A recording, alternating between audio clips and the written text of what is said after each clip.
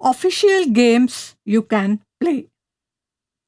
Who says games can be played only when you have nothing else to do? Long forgotten is a nursery rhyme. Work while you work, play while you play.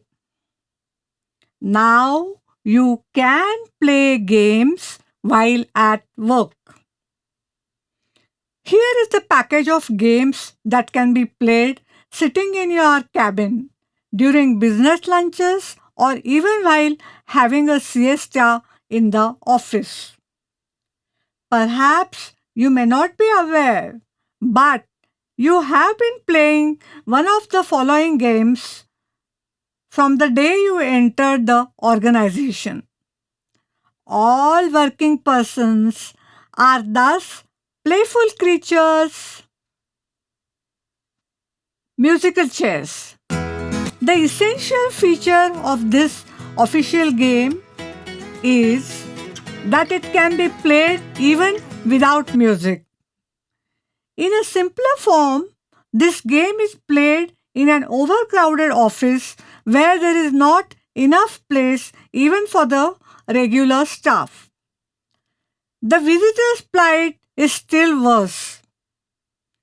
Wiser employees working on the shop floor therefore tie their chairs to their tables.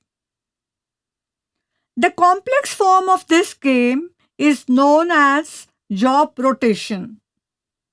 In this format, people are transferred from one department to another.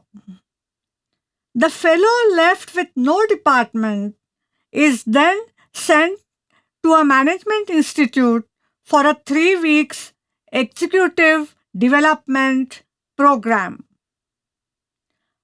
On his return, he is designated as the officer on special duty. Treasure hunt. The treasure in this game is information. This is best played on weekends when confidential and float files are easily accessible.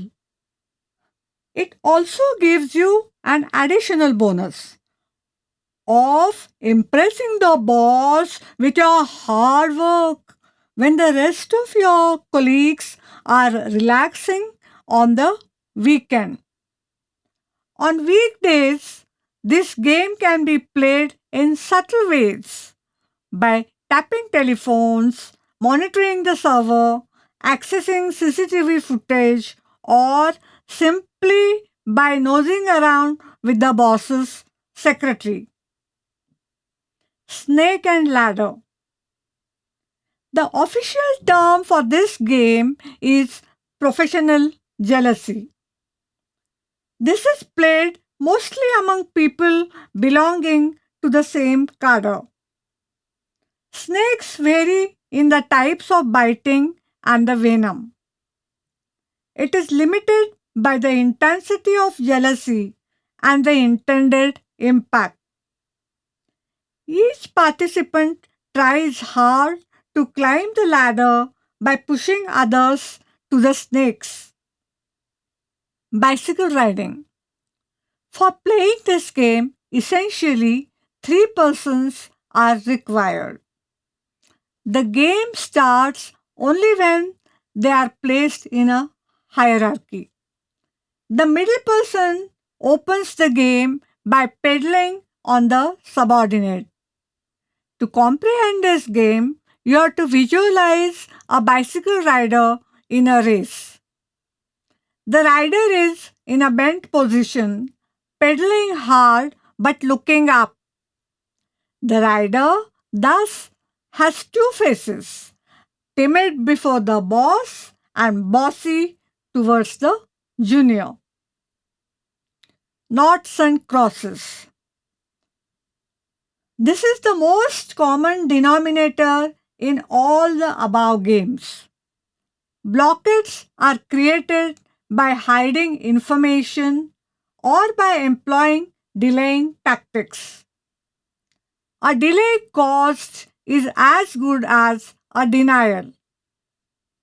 The delaying tactics vary from one office to another. Appointing a committee or a commission, filing a case in the court, and divide and rule policy ensure the victory. In its most refined form, this game assumes the form of chess, making the entire office a chessboard. Amusing as it may seem, you have no option but to play one of these games while at work. At the most, you have to play gooseberry with others so as to master and enjoy these games. Now that you have already been marked for the game, enter your office today by saying, "On your mark, get set, go."